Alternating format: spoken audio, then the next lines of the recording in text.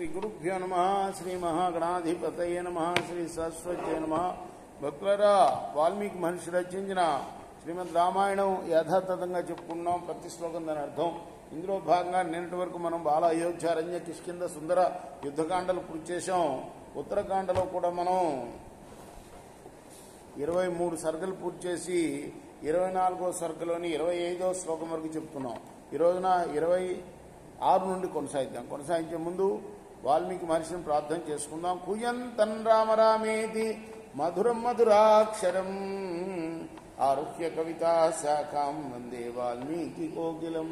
సమర్థద్గురు సాయినాథ్ మహారాజ్ की जय. एवमुक्तो दशग्रीवः प्रविवेशयतो बलिः स विलोक्याथ लंकेशं जहास दहनोपमः आदित्यैव दुष्प्रेक्षः स्थितो दानवसत्तमः. ఆ మాటలు విని రావణుడు బలి ఉన్న వైపుకి వెళ్ళాడు. అగ్నితో సమానుడు, సూర్యుడిలాగా చూడశక్యం కానివాడు అయిన ఆ బలి చక్రవర్తి రావణ్ణి చూచి పెద్దగా నవ్వాడు. అథ సందర్శన దేవ బలిర్వై విశ్వరూపవా సగృహీత్వా చ తద్రక్ష ఉత్సంగే స్థాప్య చ బ్రవీత్.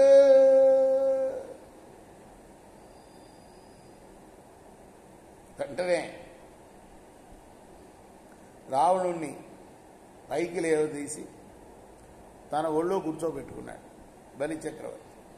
దశగ్రీవ మహాబాహో కంతే కామం కరోమ్యహం కిమాగమన కృత్యంతే బ్రూహిత్వాం రాక్షసేశ్వర. రావణాసురుడా, చెప్పు అయ్యా, ఏం కోరిక తీర్చాలి నీ కోరిక? నువ్వు వచ్చిన పని ఏంటో చెప్పు అన్నాడు.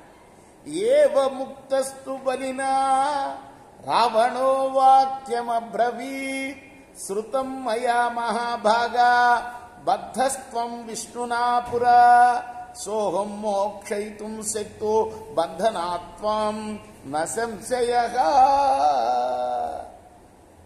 వెంటనే రావణాసురుడు అన్నాడు, పూర్వం విష్ణువు నిన్ను బంధించాడని విన్నాను.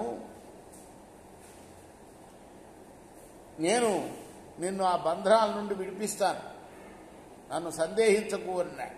ఏవముక్తే తతోహాసం బలిర్ముక్తైనమబ్రవీత్ సూయతామభిదాస్యామి యత్వం పృచ్ఛసి రావణ. బలి ఆ మాటలకి నవ్వుకున్నాడు. నవ్వుతున్నాడు, రావణ నువ్వు అడిగిన దాని గురించి చెప్తాను విను. ఏష పురుషః శ్యామో ద్వారే తిష్టతి నిత్యదా ఏతేన దానవేంద్రస్య తధాన్యే బలవత్తరా వసన్నీతా బలవతా పూర్వే పూర్వతరాశ్చతే.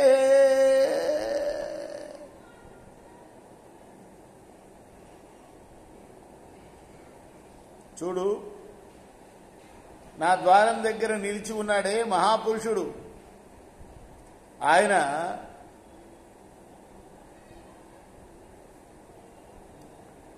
గొప్ప గొప్ప దానవ నాయకుల్ని, అలానే నీ పూర్వీకుల్ని, వాళ్ల పూర్వీకుల్ని కూడా వశం చేసుకున్నవాడు. బద్ధక సోహమనే నైవం కృతాంతో దురతిక్రమః కయేనం పురుషో లోకే పంచయిష్యతి మానవ. మనం చదువుకున్నాం కదా, ఒక మహాపురుషుడు పెద్ద విగ్రహం వాకిట్లో కనపడ్డాడు కదా. ఆయన అడిగాడు, వీడు ఎక్కడా బలి ఎక్కడా అని. అంటే చూపించాడు, ఇగో ఈయన బలి చక్రవర్తి. ఆ పురుషుడే గురించి చెప్తున్నాడు. ఆ పురుషుడి గురించి నువ్వే పురుషుడిని చూశావో ఆ మహాపురుషుడు ఎవరనుకుంటున్నావు? నీ పూర్వీకుల్ని, నీ వంశాన్ని వశం చేసుకున్నవాడు ఆయన. నన్ను బంధించింది కూడా ఆయనేనయ్యా. దైవం అతిక్రింప శక్యం కానిది.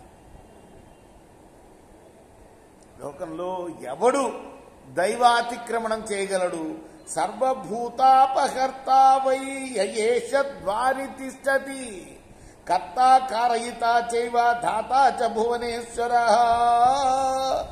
ద్వారంలో నిలిచిన ఈ పురుషుడునే సకల ప్రాణుల్ని సంహరించేవాడు, అన్ని కార్యాలు చేసేవాడు, చేయించేవాడు అతడే.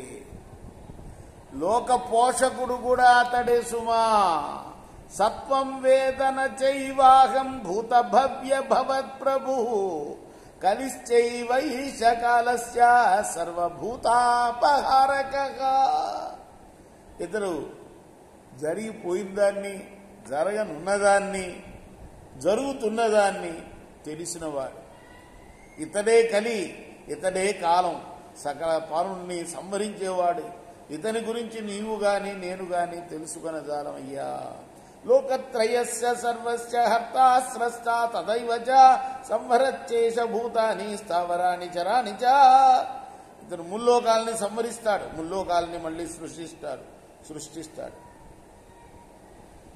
ఇతడు స్థావరాలు జంగమాలు అయిన ప్రాణుల్ని సంహరిస్తూ ఉంటాడు. రేపు మనం 38వ శ్లోకం నుండి కొనసాగిద్దాం. కృష్ణార్పణమస్తు. కృష్ణార్పణమస్తు.